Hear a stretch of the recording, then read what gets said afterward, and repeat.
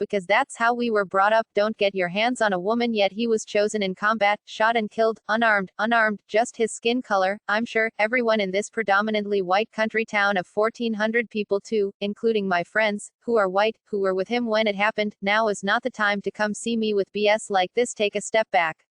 Middlebrooks' mother Julie Procell Middlebrooks tweeted, "We are shocked, devastated and angry. Jonathan was one of our children. You were also my child. All the boys of Wolfe City." Middlebrooks has started a GoFundMe campaign to raise money for Price's family. This money will go to his memorial and funeral. The least we can do is to be able to ease this burden from the grieving family. Thank you, much love, Middlebrooks wrote on the page. Kyle Sanders, a resident of Wolfe City who was in front of the filming scene, told the WFAA of Price, "We all love him and think of him and the nicest guy so much that you have never met. We're all devastated, shocked. We don't really know what to do or where to go from here." He told the news station that Price was a pillar of the community. Price's sister April Lewis told the WFAA, "Everyone loved Jonathan, everyone, black, white, Mexican, whatever." She said her brother was a miracle baby.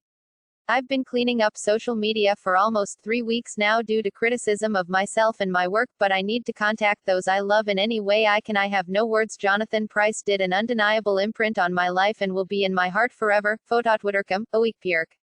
Dale Trompeler, who coached Price for the Wolfe City High School Wolves football team, tweeted, "I have no words. Jonathan Price has made an undeniable imprint in my life and will be in my heart forever. We have been through so much together and I had the honor of seeing him blossom from a child to a man. He stayed in touch long after my job with you was over and was my greatest support in everything I have done. I love you, man, more than you knew. Rip, my brother." 5. Trompeler added, "To my WC family, I am suffering with you. The bond we all have is so special to me. Know that I am here if you need me and I love you all.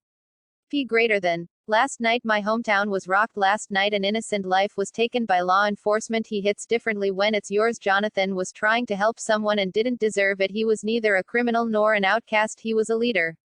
A hometown hero, an exceptional athlete, an inspiration, a hard worker and a great guy, but most of all a friend. His smile was contagious and he always had a hug waiting for you. Everyone who knew him loved him and respected him. JP, we all know the kind soul you were and we will seek justice for you. We will listen to George Strait and eat again a bowl of lemons together someday.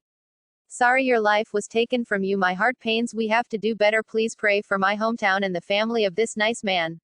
My heart is completely broken. All of our hearts are broken. My eyes are swollen from crying. All of our eyes are swollen. My voice is raw, asking God please make it a nightmare. All our throats are floods. Jonathan was the rarest type of human.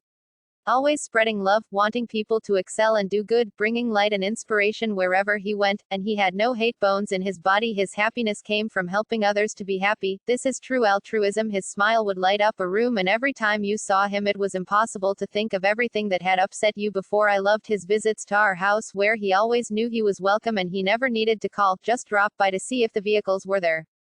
Many years ago I was in Dallas at night with some friends and sort of parted with them. Can't remember how I was scared and called Jonathan. He said wait right there and I will be there in 10 minutes. He was there less. I remember apologizing over and over and he told me to stop because we are all family and that is what you do for the family. He maintained so much innocence even though he was let down by people he considered mentors. At some point in his life he went straight to planning his next one business. He was resilient in his heart.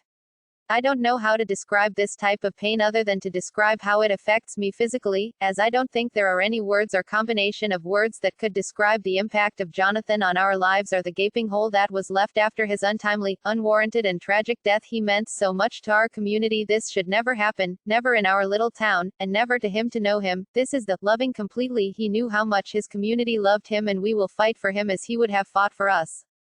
Katie Morrison Walden wrote on Facebook, "I understand growing up in Wolfe City we didn't see racism. People were people. There was no color attached with everything that was wrong in the world. It was hard to understand my head. Today I understand. Today I hate that I feel privileged not to have to worry about my white husband going to a gas station and getting shot for no reason."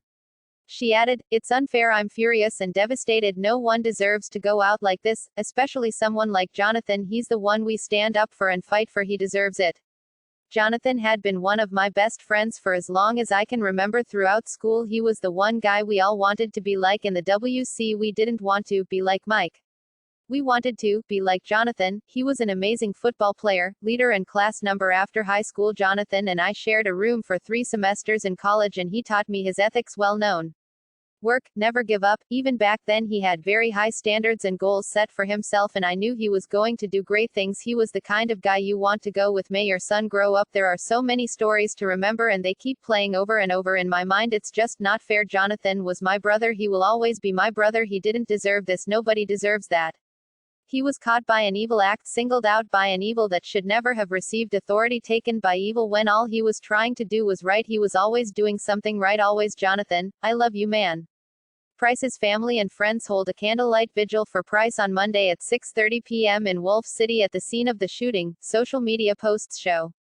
Jonathan Price lost his life last night doing the right thing. Everything I've heard about Jonathan is amazing. Please have his family in your thoughts and prayers. Pick Twittercom, MBGLMSMMV. Middlebrooks tweeted, "What's really sickening is he was doing the right thing. He saw a man put his hands on a woman and intervened to stop the altercation. The man then fought him, then the police shot him. He was unarmed. My heart is broken." Former Dallas Cowboys wide receiver Dez Bryant tweeted a link to the GoFundMe started by Middlebrooks and wrote, "Wow, I'm lost for words. When will it ever end?" Family say Jonathan Price was killed in Wolfe City. Police officer implicated by gunfire. Jonathan Price's family say he was fatally shot in a shootout involving a police officer in Wolfe City on Saturday as he interrupted a fight. Fox 4 News is a Fox-owned station serving Dallas, Fort Worth, and all of North Texas. The 5th of October 2020 TOO, 1753Z.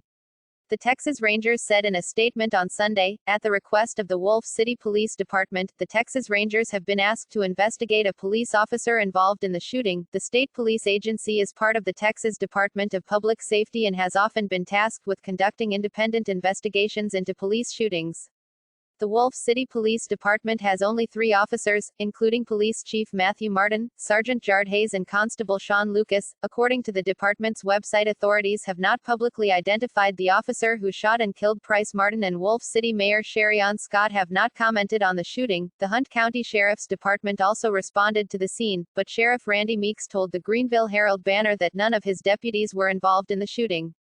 On Facebook, the Wolfe City government page released a brief statement on October 4 saying, "On October 3, 2020, an officer involved in a shooting occurred in Wolfe City. The officer was put